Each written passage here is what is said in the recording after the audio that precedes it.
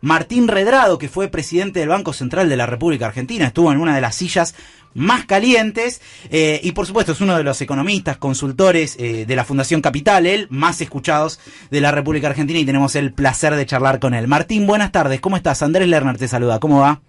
¿Qué tal, Andrés? Buenas tardes y buenas tardes para todos. Bien, muy bien. Bueno, gracias por este contacto, Martín. Muchos temas para hablar en la economía, la verdad, porque hay como distintas aristas, ¿no? Lo que pasa más en el mundo financiero, algunas veces como más desconectado de lo que pasa en la economía real, que todavía está como en cuando uno analiza los distintos sectores, todavía en momentos de actividad muy baja, ¿no? Sí, sin dudas.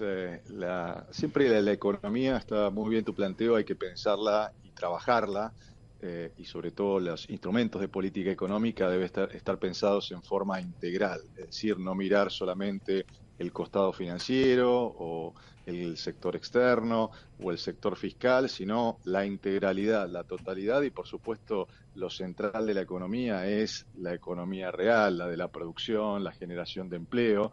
Y allí es donde está claro que Argentina necesita una hoja de ruta de desarrollo y que tiene dos objetivos en el muy corto plazo, que es la creación de empleo. Se han perdido en estos meses 175.000 puestos de trabajo y la generación de dólares genuinos, es decir, no dólares que vengan de endeudamiento, como lamentablemente fue en la historia argentina muy repetida, sino dólares que vengan de más exportación por una política internacional que se dedique a estudiar, a analizar y a abrir mercados a la producción nacional en las nuevas cadenas de producción que se están generando en el mundo y también, por supuesto, la manera genuina de generar dólares es a través de inversiones, acuerdos de protección de inversiones con distintos países que quieran invertir y traer dólares contantes y sonantes para generar más empleo. De eso se tratan los desafíos que tenemos por delante, porque en definitiva, si se piensa la economía parcialmente, bueno, no tenemos los resultados que se necesitan, que es generar Mm. más, mejor empleo, mejor calidad de vida. Ahora está bueno esto que estás marcando, Martín, porque me da la sensación que es una agenda que en la Argentina prácticamente no se discute, ¿no? La agenda del desarrollo. Así Porque es. creo que la prioridad de cualquier plan económico debiera ser justamente llevar a Argentina hacia el desarrollo. Y yo pienso, y la verdad que a veces por laburo y demás he tenido la suerte de viajar bastante, y los países desarrollados, por ejemplo, que pude recorrer, tienen mucho de inversión en infraestructura, por ejemplo. Y en este momento pienso en la Argentina con la obra pública totalmente parada, que la verdad tampoco aparecen, por lo menos hasta el momento, grandes proyectos de iniciativa privada, de infraestructura, y digo, es como en realidad, incluso estar parado es como destruir capital, ¿no? Porque ni siquiera se va sosteniendo la infraestructura o renovando la infraestructura que ya tenemos, y me parece que eso es algo muy problemático, ¿no? Sin duda es clave. Dos ejes para trabajar hacia adelante y sobre todo para que tengamos más empleo. Primero, la inversión en infraestructura y segundo, la inversión en innovación, sobre todo para los chicos jóvenes que han demostrado, en particular Argentina tiene una gran capacidad en la economía del conocimiento, en la producción de tecnologías de la información, sobre todo cuando se usa, y ahora voy al tema de infraestructura, pero cuando se usa modelos como el caso de Irlanda o de Israel, donde han avanzado a tener un gran proceso de innovación, inversión en investigación y desarrollo, pero con incentivos impositivos. Allí en cada uno de estos países, cada inversión que hace una empresa en desarrollo de nuevos productos, en innovar, en traer científicos a las empresas para poder mejorar la calidad de sus productos, se deduce de impuestos. Voy al tema infraestructura que planteas muy bien. Bueno, es cierto que en la infraestructura argentina lamentablemente hemos tenido enormes casos de corrupción. Ahora eso no invalida la inversión en infraestructura. Creo Claro. que hay dos maneras de financiarla hacia adelante. Vos mencionabas algunas que no se están poniendo en funcionamiento. Me llama la atención, por ejemplo, la falta de licitación para las vías férreas que ya están en manos privadas. Hay vías férreas que se han ido extendiendo las Mm. concesiones por un año y medio. Bueno, habría que llamar ahí a licitación internacional y nacional, por supuesto, de nuestros grupos nacionales, que todo el mundo participe para generar concesiones a más largo plazo y que puedan tener proyectos de inversión que aumenten la trocha, que aumenten la capacidad de transporte que tiene la Argentina. Tampoco se ha licitado la hidrovía, que es otro eje central para que los productos argentinos puedan salir al mundo.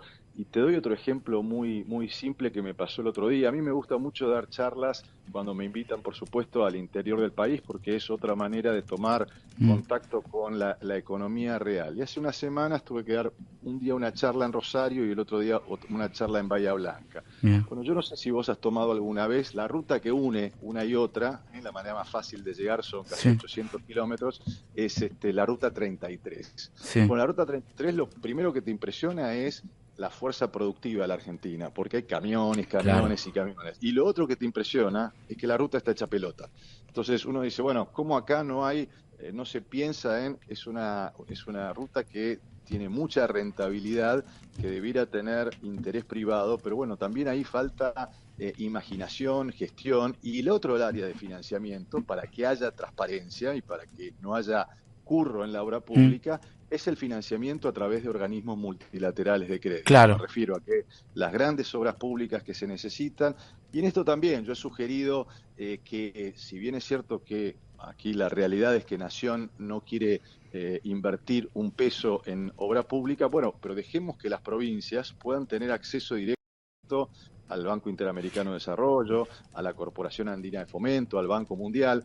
Hoy por hoy, cualquier provincia que quiera hacer una obra financiada con multilaterales tiene que pasar por el visto bueno del Ministerio de Economía. Y ese es un cuello de botella que realmente también impide a aquellas provincias que tienen capacidad fiscal, pero estoy convencido que en la infraestructura, no solo para mejorar la logística, para mejorar nuestra capacidad productiva, sino también para poner argentinos a trabajar, es central, y es también central que sea transparente y que sea con financiamiento genuino. Ni hablar. Ahora, Martín, ¿te parece una buena definición esa de decir no vamos a invertir un peso en obra pública? Digo, porque uno puede entenderlo en un contexto de emergencia. La verdad que muchos gobiernos cuando llegan al principio, bueno, por unos meses paran la obra pública para ver qué se estaba haciendo, para priorizar qué se va a hacer y qué no. Pero digo, ahora el gobierno tiene que presentar un presupuesto, ahora en el mes de septiembre, ¿no? ¿Ese presupuesto debiera incluir inversión en obra pública?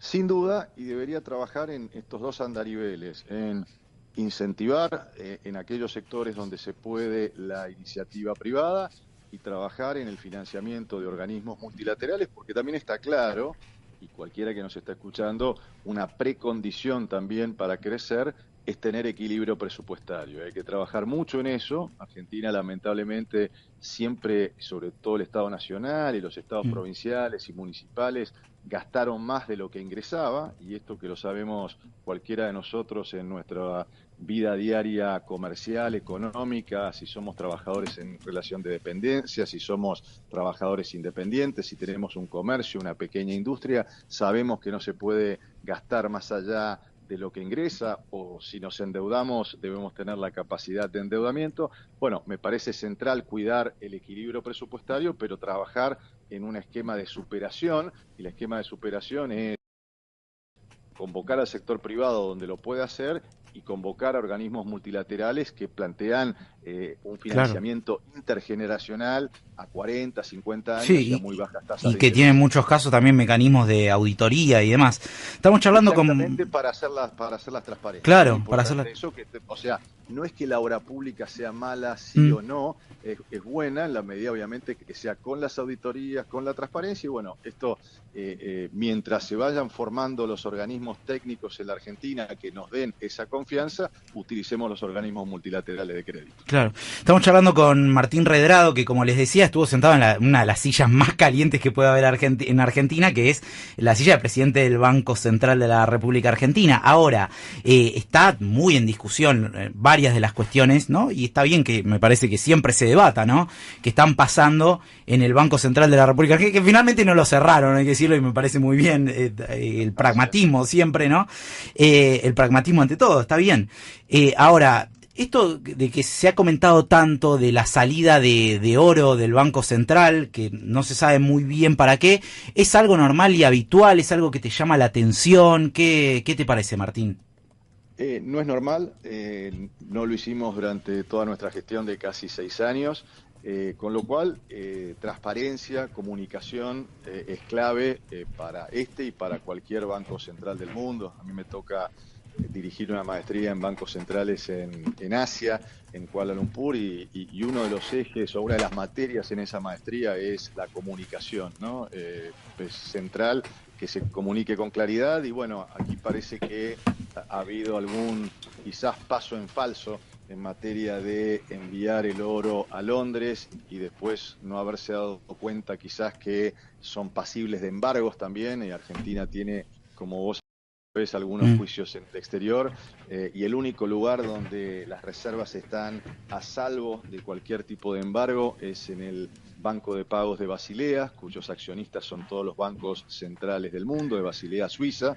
Por lo tanto, transparencia, claridad sería importante para saber por qué se movió el oro, qué operación había detrás de eso, si se va a seguir adelante o no. Aparentemente, hoy por hoy, lo que ha trascendido, incluso por algunas consultas que he tenido del sector privado, se está planteando un préstamo puente, pero no con garantía de oro, sino con garantía de los bonos que emite el Banco Central, los llamados BOPREALES, con lo cual es una gran incógnita que ha pasado con el oro y sin duda sería lógico, razonable y exigible que el Banco Central informe al respecto. O sea, todavía no se sabe ni siquiera si fue a Londres o a Basilea el oro, no se sabe todavía a ciencia cierta, ¿no? Lo que ha trascendido en principio, pero son trascendidos y no poseo ninguna información confidencial, ni mucho menos, pero sí trascendidos y demás, es que hay una denuncia también de la propia bancaria que pide una investigación al respecto, que ha ido al Banco de Inglaterra, ¿no? Que nosotros en nuestra época estudiamos todos los bancos que tenían mayor inmunidad. El Banco de Inglaterra tiene un nivel de protección importante, pero no es, Andrés, 100% a prueba de embargos, ¿no? Claro. Así que esto sin duda es central que se informe. Bueno, importante esto que está contando Martín Redrado, que como decía estuvo sentado en la silla caliente. Mucho se habla de lo que pasa en el Banco Central, a veces por ahí, entiendo para el público en general queda un poco lejos porque hay distintos cálculos de reservas. Están las reservas brutas, están las reservas netas, están las reservas líquidas y cada una de esas definiciones tiene un sentido distinto. Hubo toda una discusión en las últimas semanas de si el gobierno estuvo utilizando encajes para intervenir en el mercado de cambios. ¿Qué información tenés al respecto de eso, Martín? No, eso no se ve. Lo que ha ocurrido sí es que a partir de hace algunas semanas, de manera muy parcial, el gobierno ha utilizado las compras de dólares en el mercado oficial de cambios para venderlas parcialmente en el mercado financiero, en el mercado de contado con liquidación. Esto lo que ha hecho es que el Banco Central no acumula reservas, pero ha mantenido muchas preguntas que uno recibe a diario. Es bueno, ¿por qué el dólar está planchado? Ahí, sobre todo el dólar financiero, se ha achicado la llamada brecha cambiaria, es decir, la diferencia entre el dólar oficial y los dólares financieros, y esto se debe a que el Banco Central, en el cálculo de nuestro equipo de Fundación Capital, ha utilizado aproximadamente 350 millones de dólares, pero reitero, no son de los encajes, sino son de las compras que había hecho anteriormente.